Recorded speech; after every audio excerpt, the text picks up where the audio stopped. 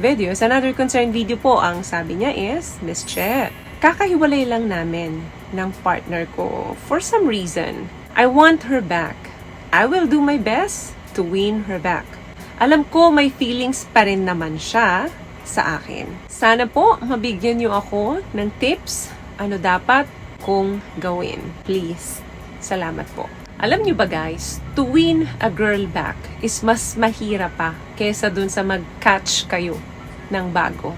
But, if you really want to reignite an old flame, meron tayong pag-uusapan dito na step by step na pwede ninyong magamit, lalo na kung alam mong may feelings pa sa'yo, yung ex mo. Number 1. Dapat gumawa ka ng dahilan para magustuhan kanya. Dapat huwag kang masyadong makulit.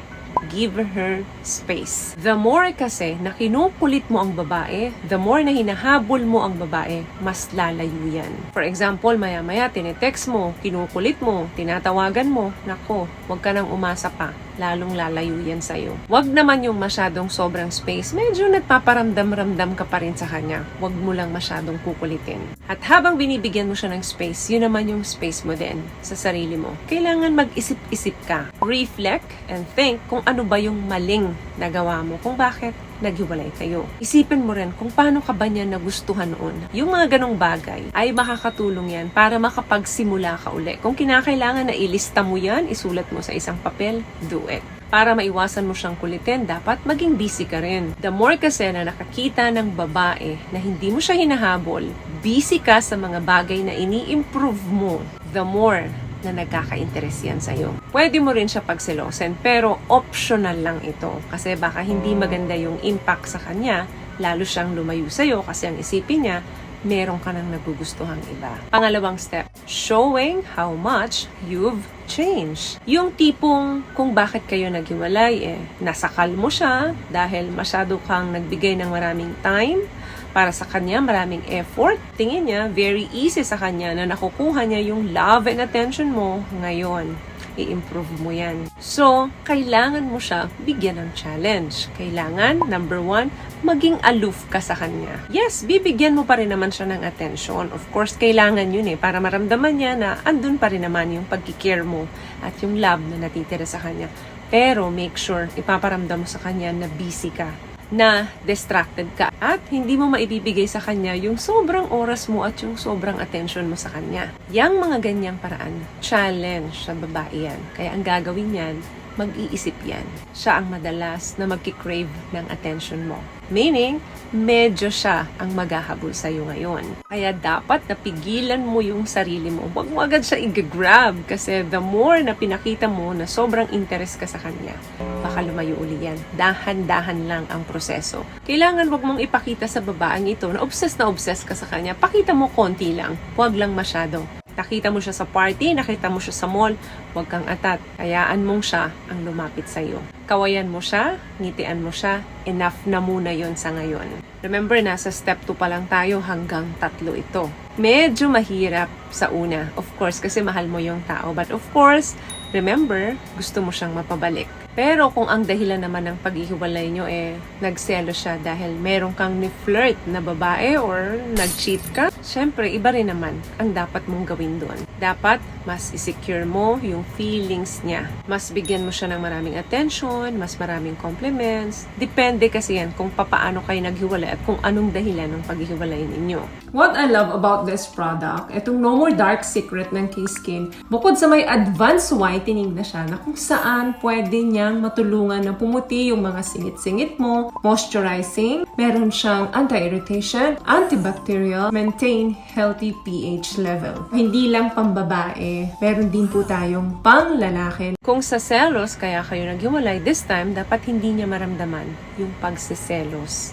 Lagi mo siyang papakinggan sa bawat sasabihin niya. Humingi ka lagi ng sorry sa kanya na, sorry, hindi ako nakinig sa'yo nung una. Sana ngayon, mapatawad mo ko, hindi na mauulit. Ito kung flirting yung dahilan or jealous yung dahilan ng paghihiwalay nyo. Yan naman yung mga steps na gagawin mo. Kailangan iparamdam mo sa kanya na lagi kang available para sa kanya kung gusto mo siyang mapabalik. Kung nasaktan mo siya, mag-apologize ka. Kailangan maiparamdam mo sa kanya yung sincerity and specific ka. kung ano yung intention mo ngayon. Gawin mo to dapat in person, hindi sa text, hindi rin sa call. Huwag kang malulungkot, huwag kang madidisappoint kung hindi ka kaagad niya pinatawad right away. Meron kasing healing yan. So probably, wino-workout niya pa yung healing na yun. So bigyan mo siya ng time para maghilom. So yan yung ibig ko sabihin, improve mo yung bagong ikaw. Kasi kapag napatunayan mo sa babae na nagbago ka na, hindi naman malabo na patawarin ka niya or bigyan ka pa ng chance na makabalik sa kanya. Lalo na kung may feelings pa siya sa'yo. And last one, of course, making a move. Sabihin mo sa kanya na siya yung pinakamagandang nangyari sa buhay mo. Yun nga lang, nasira mo yung tiwala niya. Kailangan kasi maramdaman ng babae yung sincerity na tinatanggap mo yung pagkakamali mo. Tell her kung ano talaga yung nararamdaman mo para sa kanya. Hindi mo siya kailangan sisihan na kaya mo ginawa yun dahil meron din siyang kasalanan. Huwag mo yun paulit-ulit o sasabihin sa babae kapag ka gusto mo siyang mapabalik. Kasi alam niya kung may kasalanan din siya. Kailangan sa mga move na gagawin mo, maramdaman ng babae na you're going to try again. And of course, yung willingness mo na mag-make up with her, dapat ramdam niya yun. Ayain mo uli siya mag-date. Take her out. Kapag pumayag siya uli na makipag-date sa'yo, napakagandang senyales yan. Kapag naaya mo siyang lumabas uli, tell her paano mo siya na-miss, gaano mo siya ka-miss. Compliment mo siya by saying napakaswerte mo dahil nasa buhay mo siya ngayon. At this time, hindi ka napapayag, nawawala siya. Yung mga ganyang salita, gustong-gustong naririnig ng mga babae yan. Kahit na minsan, tinutulak nila kayo na sinasabi na hindi naman totoo, binobola nyo lang. Pero wag ka. Sa aming mga babae, naiiwan yan sa puso namin. Kaya sige lang, sabihin mo lang sa kanya, make sure lang na sincere ka sa sinasabi mo. Palagi mong i-remind yung sarili mo kung bakit kayo naghiwalay noon. At siguraduhin mo na hindi mo na uli gagawin yan. So, yun lang. Good luck sa'yo. May nakakabang tips sa mga napag-usapan natin ngayon. At kung nagustuhan niyo po ang ating video, please give it a thumbs up, comment down below. And also, don't forget to share this video na rin po para sa mga kaibigan na gusto niyong matulungan ng video natin. Once again, palagi po kayong mag-iingat at palagi po kayong manalangin.